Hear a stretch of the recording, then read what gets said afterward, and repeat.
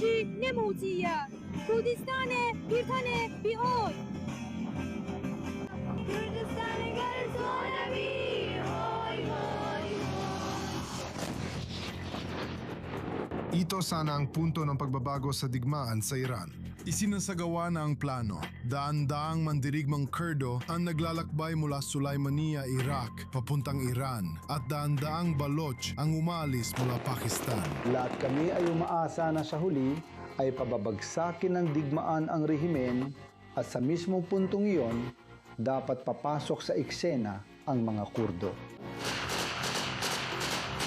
Matagal na binuo ang planong panlupa ng mga ahensya ng intelihensya ng Amerika at mga operatiba ng Kurdo. Kumpirmado ito ng mga source sa Israel na ayaw magkomento tungkol sa papel ng Mossad sa operasyong ito. Kasama sa paghahanda ang mga pagpupulong sa mga grupong Kurdo, paglilipat ng armas at nakalaang pagsasanay habang naghanda rin sila sa pagbuo ng umbrella organization at koalisyon isang linggo bago ang digmaan. Kinukumpirma naman ng sanggunian sa Washington, Erbil at Tehran na nagsagawa ng masinsing konsultasyon sa Washington ang mga armadong grupong Kurdo ng Iran.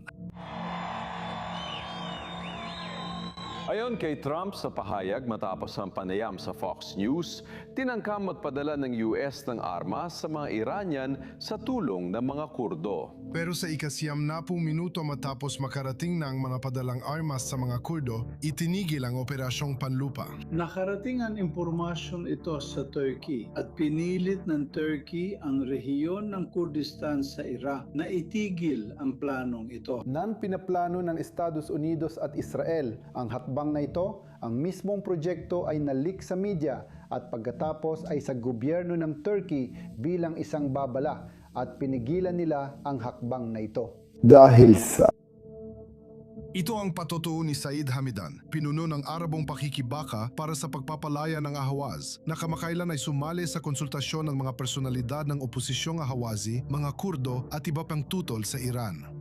Itinuro ni Hamidan ang pinagmulan ng pagtagas mula sa White House. Ayon sa mga impormasyon na tanggap, nabigo ang planong ito dahil si Sid G.D. Vance ay gusto niyang manatili ang sistema kung ano ito. Hindi tinukoy ng mga opisyal ng Israel ang pangalan ng pangalawang pangulo ng US na nagbunyag ng operasyon sa Turkey, pero bukas silang magbahagi ng ilang detalye. Nalaman ng mga Turk ang lihim na planong panlupa mula sa mga pinagkukunan sa White House, kabilang ang malalapit sa konsultasyon ng pangalawang pangulo ng Amerika na tumutol sa paraan ng pangulo sa digmaan. Ayon sa kanila sa Israel, ang Estados Unidos ay tunay na naglabas ng utos na kanselahin, kahit na malinaw na ito ay paglabag sa interes ng Amerika at pagkakataon na gulatin ang rehimen sa Iran. At pumasok ang ilang mga paksyon na kabilang sa mga Kurdo, ngunit agad silang umatras dahil ang plano ay pinatigil ng mga Turko. At nakita rin natin kung paano nagsimulang bombahin ng matindi ng rehimen ng Iran ang mga kampo ng Komola. Itinuturo ng mga opisyal ng Israel na pareho ang Turkey at White House officials na natatakot sa posibleng mangyari kapag bumagsak ang rehimen sa Iran. Maaring ipaliwanag kung bakit nakialam ang Amerika sa paglalabas ng plano sa mga Turko.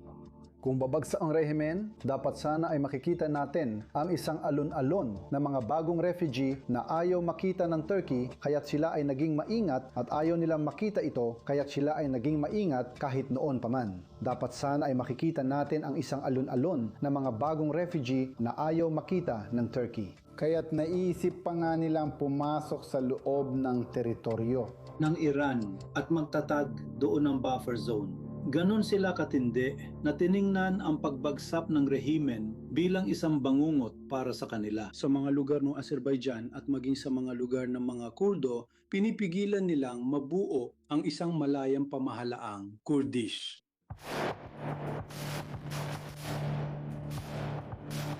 Itinatanggi ng mga partidong Kurdish at puwersang kasali o may alam sa operasyon ang kaugnayan nila rito. Ayon sa mga opisyal ng isa sa mga partido na tumangging magbigay ng pahayag ng hayagan, sinabi nila sa I-24 News English na, quote, umalis na ang mga mandirigma mula Sulaimania sa Iraq patungong Iran matapos makatanggap ng pahintulot mula sa Amerika. Si Mustafa al-Hijri ay isa sa mga mataas na opisyal ng Democratic Party of Iranian Kurdistan. Nakipagkonsulta siya sa mga opisyal ng Amerika at may nagsasabing minsan siyang direktang nakipag-usap sa Pangulo ng Amerika para tiyakin ang kahandaan ng mga Persang Kurdish.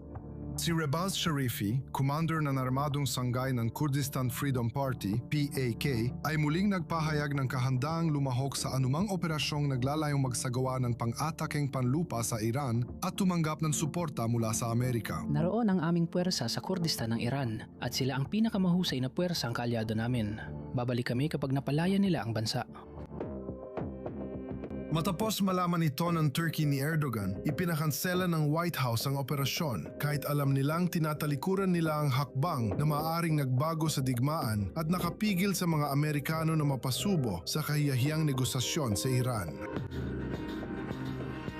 Pinigilan ng Turkey ang Operasyong Kurdish dahil sa takot na baka mauwi ito sa pagtatatag ng Kurdish autonomy sa isang malayang lalawigan na makakasama sa pambansang interes nito. Sapagkat kapag nagtagumpay ang mga Kurdish na makamit ang isang konkretong bagay sa larangan ng Iran, maaari itong makaapekto rin sa iba pang mga lugar tulad ng Syria, Iraq at Turkey. Kaya't kumilos ang mga Turko laban sa inisyatibang ito. Pero hindi lang ito ang iniisip ni Erdogan. Sa kanilang pananaw, Kung sa huli ay bumagsak siya, ang gobyernong papalit sa kanya ay malamang na makipagtulungan sa Estado ng Israel.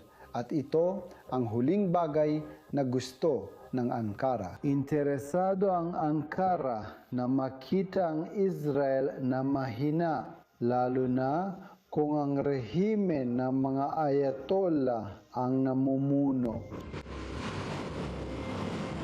sa hanay ng mga elemento ng oposisyon na tumututol sa rehimeng Iranian, mayroong medyo maraming kritisismo rin sa pagpaplano ng Amerika at sa mga pangunahing palagay na naging batayan ng operasyon na hindi naman naisakatuparan.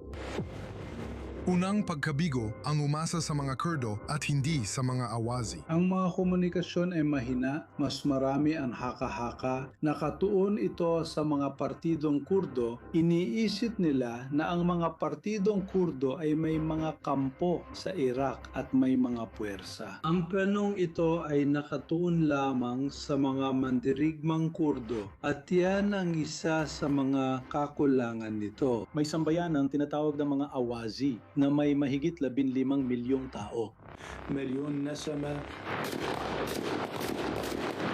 Kung mayroong tatalinuhang pampolitika, sana ang naging aksyon ay nakatuon sa rehiyong ito. Ang mga usapin ng Hormuz ay sapat ng pag-usapan sa rehiyon ng Awaz. Kahit itong ikaapat na baraha ng Iran, ibig sabihin, maaaring makuha mula rito.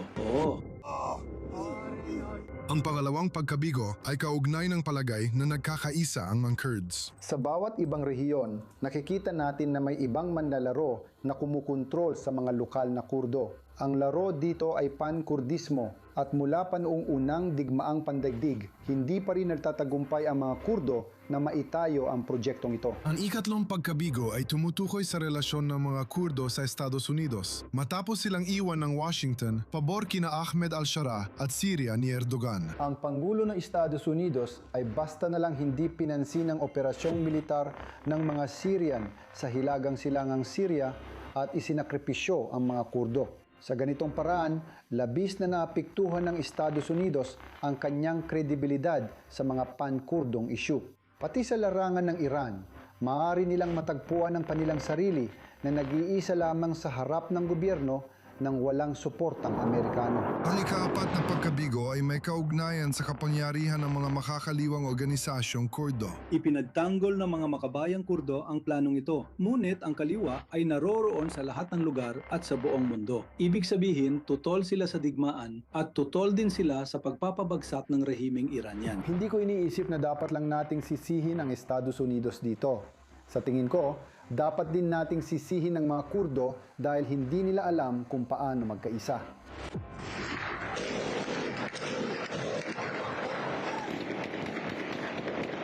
Ang mga alawit ay pinabaril ng mga puwersa ng seguridad. May dobleng problema tayo ngayon. May mga pulis na alawite pa rin nasa Syria at sa kabila, nariyan ang Turkiya na unti-unti talagang pinairal dito ang isang napaka-negatibo at napaka-agresibong pulisya laban sa Estado ng Israel. Nabago sana ng Operasyong Amerikano ang kampanya pero napigilan ito ng pakikialam ng Turkiya bago pa nagsimula. Dahil dito, mawawala ang tsansa ng Israel na makamit ang estratehikong tagumpay sa usapin ng Iran at nayo'y haharap sila sa bagong bantang umuusbong sa usapin ng Turkiya. Ang panahon ang magsasabi. Gusto ko pa rin maging optimistiko na hindi natin makikita ang Turkiya bilang pangalawang Iran. Ayaw ng Estados Unidos na mawala ang Turkiya ngayon, tulad ng nawala ang papel ng Iran. Baka bukas ay papel naman ng Turkiya ang mawala.